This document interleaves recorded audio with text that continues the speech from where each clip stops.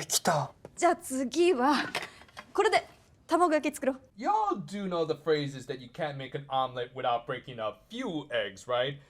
That's way more than a few.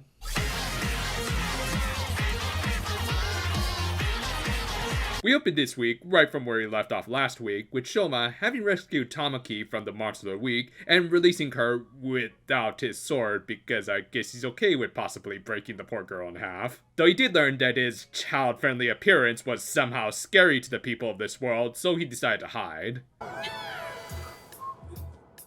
Why does this writer have to have so much trauma and yet be so damn precious? Meanwhile, the other subplot that we left off from last week was already wrapping up as, not too surprisingly, an upper tier villain like Gloda could easily deal with a still very green rider. It was still a great fight thanks to the show's usual great choreography, and Gloda's actress seemed to do several of her own stunts, which good on her, as I remind you, she's a model who makes a living off of that face. Though on that note, I do question if this was entirely a loss for Hanto.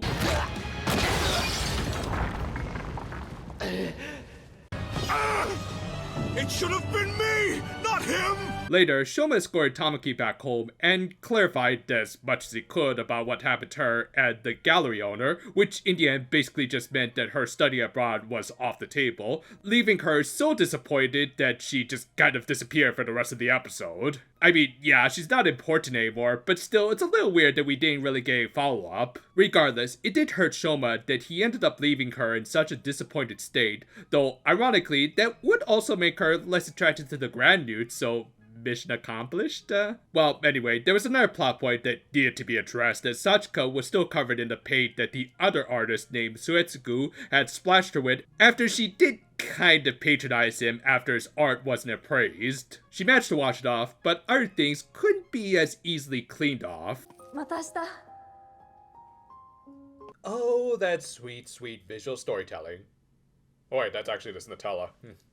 At the same time, Hanto was learning about the Grand Newts and their human disguises from Suga, who, again, with no explanation, just kind of knew all this stuff. That said, am I the only one who's kind of barred by how they didn't put one of the disguise USBs back in properly? Like, come on, y'all could just do another shot. But yeah, he explained how their disguises at least couldn't hide their tummy mouths.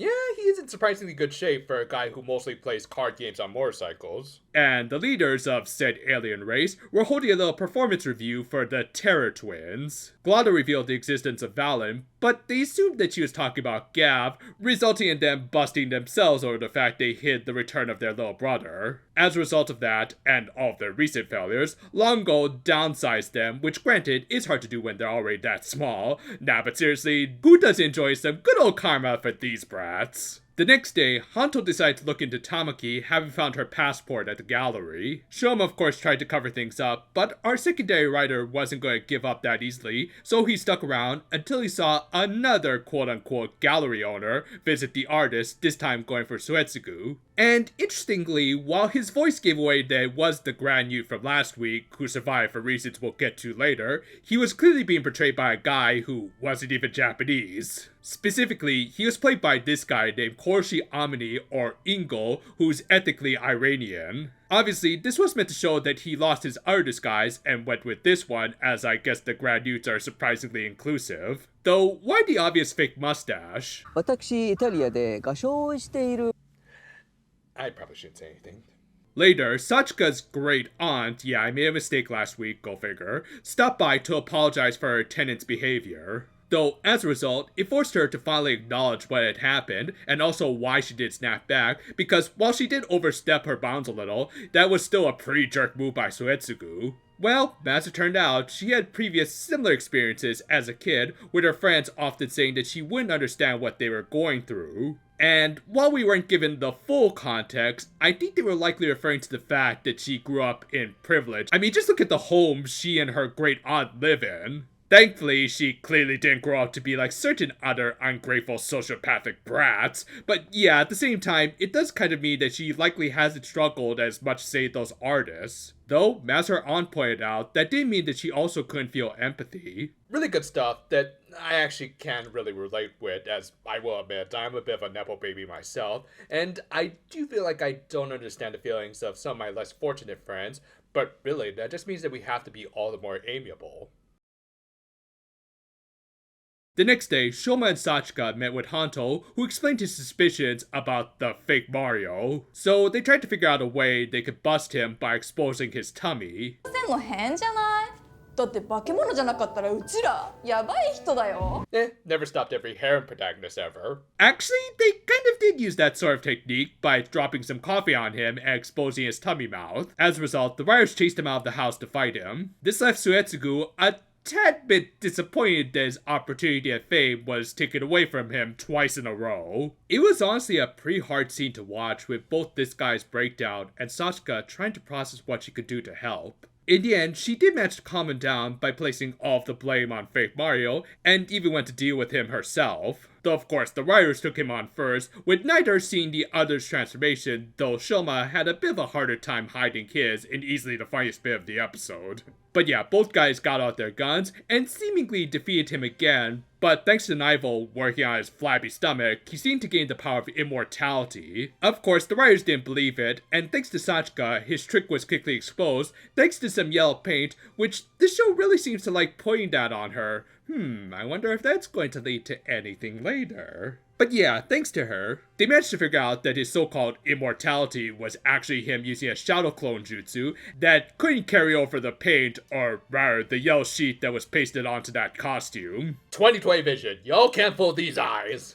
He still tried to counter by using his army of sardines to defeat the riders, leading to my new favorite action scene of this whole show, as both Shoma and Hanto decide to start dual-wielding chocolate guns and pull the Kingdom Hearts 2 all over the warehouse. Like, obviously, I can't show all of it, but this scene just had some amazing camera work, with seemingly uncut tracking shots like this. They probably did make a few cuts here, but still, great work to make it all feel seamless. And together, they defeated fake Mario after the most savage game of paintball ever. Afterwards, Sachika celebrated with both the riders and Suetsugu, who apologized for his actions and even gave her one of his sunflower paintings, so hopefully he won't cut off his ear later. And with that, the episode ended wholesomely enough, with the three main characters of the show walking back together like they do in the opening, but with two of them still trying to hide their secret identities. This was a really strong follow-up to last week's episode, and did a good job at developing Sachika. While I still feel like there's more to her backstory than she's letting on, this was still a very good start to a story arc for her, with her even doing something really heroic that helped save the day. Combine that with the show's usual great action, and you just end up with a box full of chocolates. What I especially liked about Sachika in this one was how she fully acknowledged that she did go a little too far in trying to cheer up someone who clearly just needed some space. It showed that she had good intentions, but likely because of her wealthy upbringing, she still needs, and at least wants to learn more about social cues. It makes her a very admirable character, who could certainly earn the right to join the ranks of the female writers of this current generation, especially after that great act of heroism. That said, our current writers certainly weren't slacking off either. While a total curb stomp, Hanto at least tried his best against Gloda, and hey, he lived. Meanwhile, Shoma showed off his ingenuity with how he exposed the Grand Newt, and how they dealt with his fishes in the most badass way possible. Again, this show just wows me with its action, and they did some really clever camera work this week. And overall, this is just a great episode to really start up a significant arc for Sachika. Whether or not she does become a rider, she's already a heroine in her own right, and a very fashionable one at that. Thanks for watching, and I hope this month is treating y'all well. Unfortunately, we just couldn't find the time to make more than one Halloween-themed video this month, but hey, at least we're fairly proud of what we made, and who's to say we can't do more villain-themed videos year-round. Look forward to whatever comes next. Until next time, though, for now, my friends, and, okay, he's not gonna show up. Guess he's allergic to hazelnuts, thankfully.